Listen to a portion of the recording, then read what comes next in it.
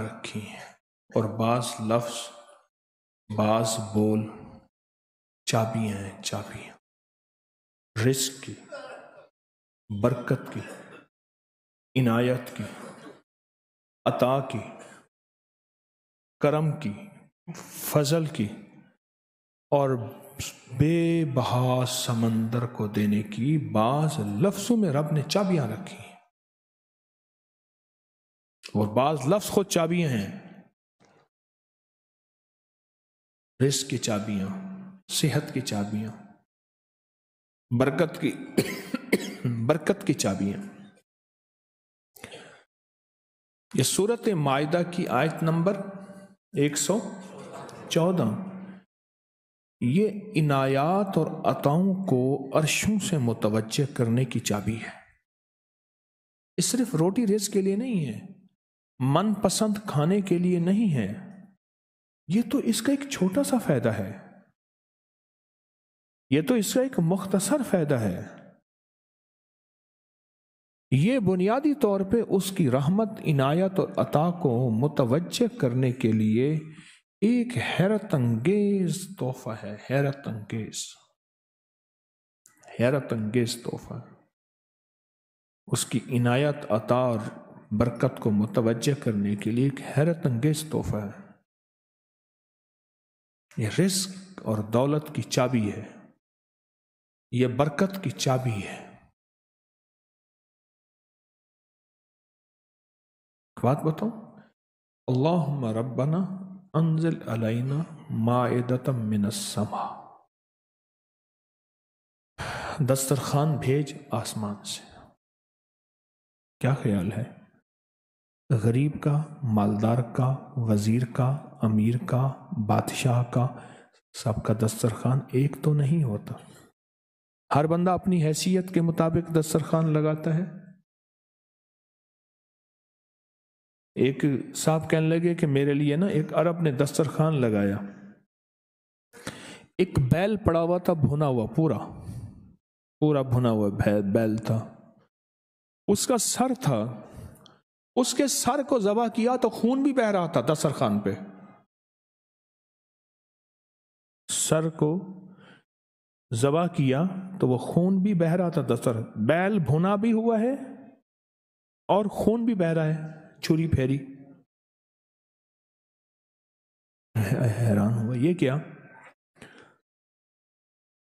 انہوں نے کہا وہ خون نہیں تھا، وہ جیلی تھی، وہ چاکلیٹ تھا، وہ اور کوئی نعمتیں تھیں۔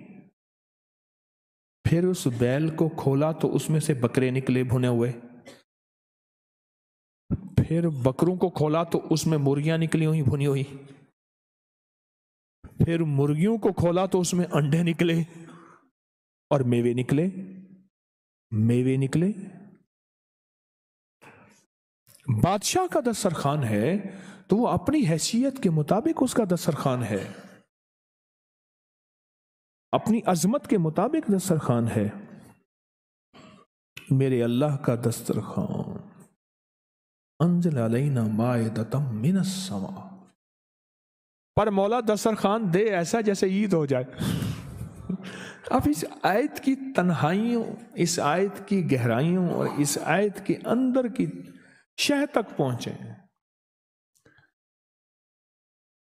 اللہ دسترخوان دے پر دے ایسے کہ جیسے عید کر دے۔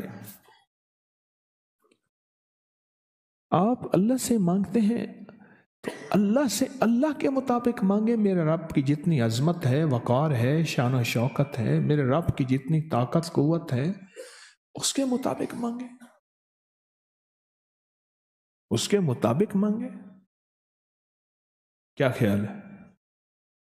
یہ آیت اصل میں دسترخوان کے لیے ہے، اور دسترخوان سے مراد یہ کھانا نہیں، دسترخوان سے مراد دونوں دسترخوان ہیں، رزق روحانی اور رزق جسمانی، دونوں دسترخوان جو میرے رب کے پسندیدہ دسترخوان ہے، رزق روحانی بھی اور رزق جسمانی بھی۔ ہم افطار کے وقت کھانا مانگتے ہیں اللہ سے، مال مانگتے ہیں، دولت مانگتے ہیں، کیوں اتنی تھوڑی چیز مانگتے ہیں؟ اللہ سے رزق روحانی کیوں نہیں مانگتے؟ اور جنہوں نے رزق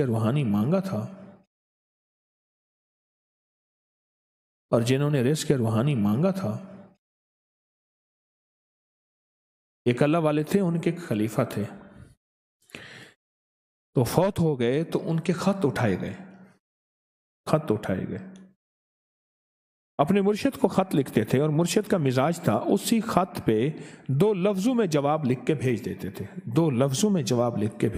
تھے، اسی خط میں فرماتے تھے کہ حضرت آپ کی دعاؤں اور توجہات سے، اللہ کے فضل و کرم سے میرے روزانہ جو ہے 1.25 لاکھ دفعہ نفی اثبات ہوتا ہے، لا الہ الا اللہ، 1.25 لاکھ دفعہ الا اللہ ہوتا ہے، 1.25 لاکھ دفعہ اللہ ہوتا ہے، 1.25 لاکھ دفعہ اللہ ہوتا ہے، 70,000 دفعہ 1.25 لاکھ دفعہ کلمہ ہوتا ہے، اتنے سپارے ہوتے ہیں، اتنی 100 رکعتیں ہوتی ہیں، یہ ہیں۔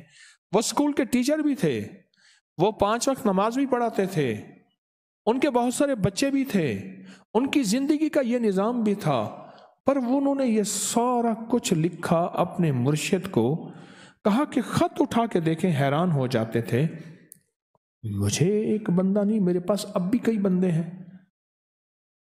کہ اتنے ارب درود پاک پڑھا، اتنے ارب، لاکھ نہیں، ہزار نہیں، کروڑ نہیں، اتنے ارب درود پاک پڑھا، اتنے ارب کلمہ پڑھا، اتنا ارب سورۃ اخلاص پڑھی اور فلاں پڑھا، ارب۔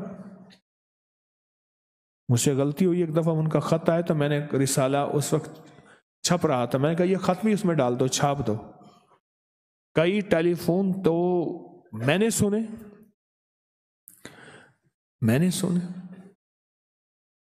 ایک فون مجھے یاد ہے اچھی طرح، کوئی 6 7 8 کی بات ہے، 2000، اس نے کہا میں ہوں اوان، اور آگے سے یہ ہٹا دوں تو بن جاؤں گا حیوان، لفظ ہٹا دوں تو میں یوں بن جاؤں گا، تمہیں پتہ ہے تم نے یہ کیا چھاپا ہے؟ شرک اور بدعت، جھوٹ چھاپتے ہو، دھوکہ دیتے ہو۔ وہ سچا تھا، غلطی ہماری تھی، برتن نہیں ہے، اس برتن کے مطابق وہ برتن چھلک پڑا۔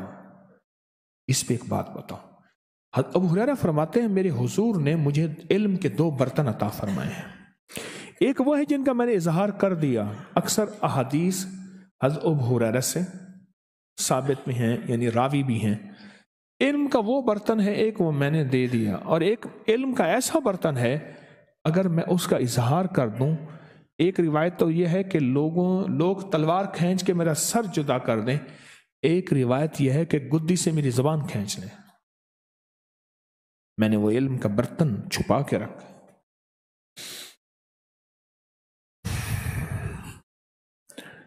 ان کا خط تھا کہ اتنا سوالا، انہوں نے اللہ سے رزق روحانی کا دسترخوان منوا لیا تھا کہ اللہ یہ دسترخوان تیرے خزانے میں کمی نہیں ہے، یہ دسترخوان مجھے عطا فرما۔